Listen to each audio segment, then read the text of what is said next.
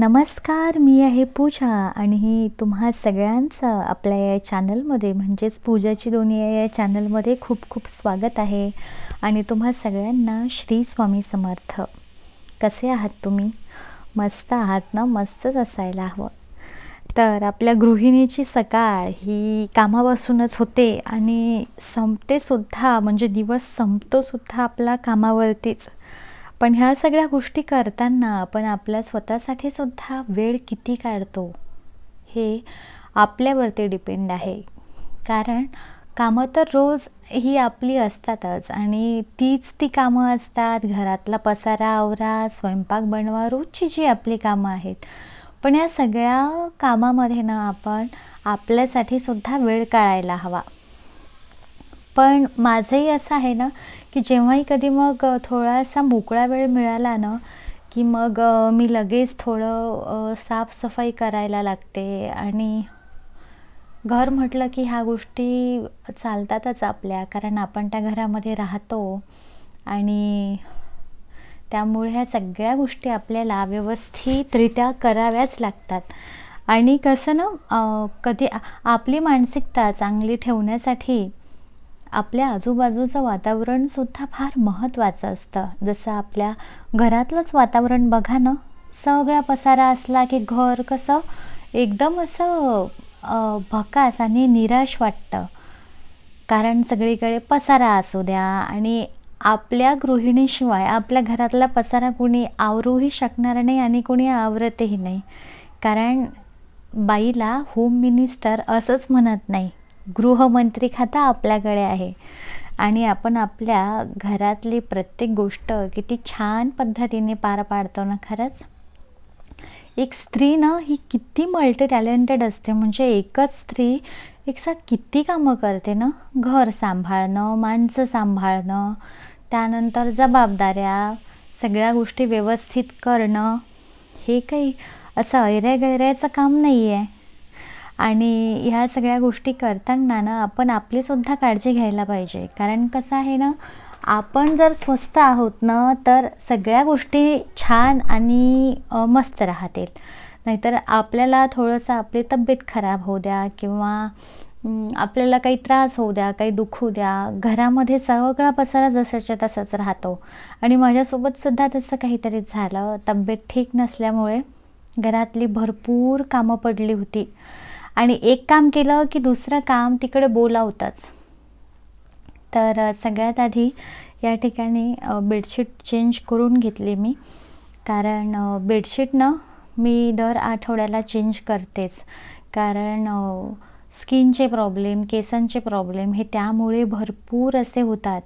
त्यामुळे जी आपली बेडशीट असते, उशी असते, ती आपण स्वच्छ ठेवायला पाहिजे.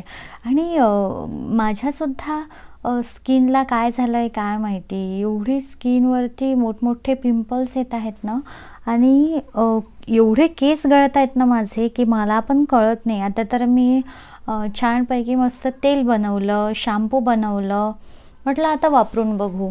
पण कुठलीही आपण जेव्हा नवीन गोष्ट करतो ना तेव्हा भरपूर वेळ लागतो त्याला आणि वेळ द्यावाच लागतो. त्याशिवाय रिझल्ट कसा दिसेल ना आपल्याला.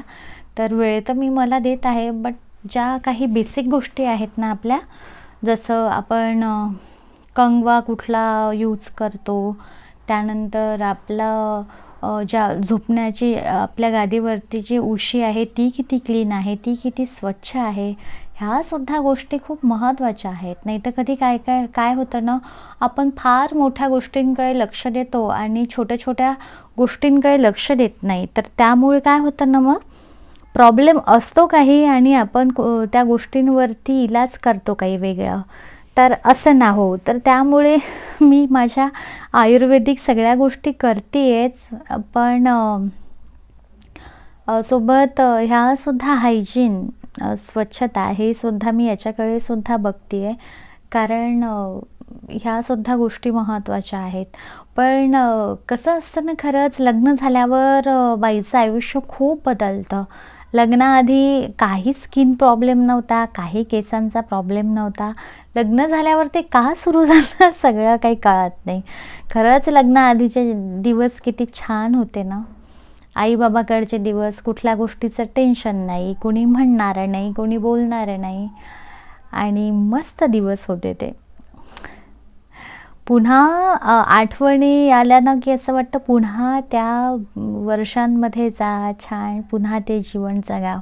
पण कधी-कधी काय होतं ना, की आपल्याकडे जे असतं ना, तेव्हा आपल्याला त्या गोष्टीची किंमत नाही राहत, असं असतं. आणि वेळ हा खरंच कुणासाठी थांबत नाही आणि किती झपाट्याने वेळ जातो ना.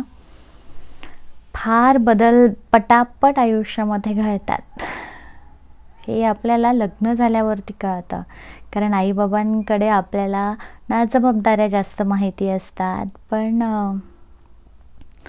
लग्न झाले की खरंच एका नवीन आयुष्यामध्ये आपण एंटर करतो. आपलं जीवन बदलतं, आपल्या जबाबदाऱ्या बदलतात. काही गोष्टींचे छंद असतात ते मागं ठेवावं लागतात आणि घराची जबाबदारी पूर्ण करण्यासाठी वेळ द्यावा लागतो. सगळ्या गोष्टी व्यवस्थित ठेवण्यासाठी, व्यवस्थित करण्यासाठी. पण खरंच कधी-कधी असं वाटतं, की आपण मागं तर नाही पडत आहे ना या सगळ्या गोष्टींमध्ये. आपले छंद, आपली आवड, आपली निवड ह्या सगळ्या गोष्टींकडे आपण दुर्लक्ष खूप करतोय का? तर कधी-कधी ना मला असं वाटतं. मला काय बऱ्याच जणींना असं वाटतं. कारण इथे पण माझ्या मैत्रिणी आहेत ना, कधी-कधी त्यांना तेच वाटतं. कारण जबाबदारी खरंच एका स्त्रीसाठी सोपं नाही आहे हो हे. एका अ, घरून दुसऱ्या घरी जाणं, एका नात्यामधून दुसऱ्या नात्यात येणं, ही गोष्ट सोपं नाही आहे आणि ही एक स्त्रीच करू शकते. तर लग्न म्हटलं की जबाबदाऱ्या आल्या, हे सगळं आपलं घर-दार व्यवस्थित ठेवणं आलं आणि असंच छान यालाच खरं जीवन म्हणत असतील. तर एवढा कडक असा उन्हाळा लागलेला आहे ना, तर म्हटलं चला आज ब्लँकेटसुद्धा धुवून काढूया. तर या ठिकाणी मस्त हे ब्लँकेट मी स्वच्छ असे धुवून काढलेले आहेत आणि गालिचा, कारण हा गालिचा मी इथे या सोफ्याच्या जवळ टाकते ना, तर एवढा खराब होतो ना, की त्याला म्हणजे आज जर मी धुतला ना, की लगेच 10-15 दिवसामध्ये तो एकदम कचरा असा पकडून ठेवतो आणि मग त्यामुळे काय होतं ना, त्याचा जांभळा कलर आहे ना, तो एवढा कसा-कसा दिसतो, मग मला चालूच राहावं लागतं स्वच्छ करायसाठी ते. तर मस्त ही जी सोफ्याची कवर आहे, ही सुद्धा स्वच्छ धुवून घेतली आणि त्यानंतर आज ब्लँकेट, गालिचे हे सगळं व्यवस्थितरित्या असं धुवून घेतलं.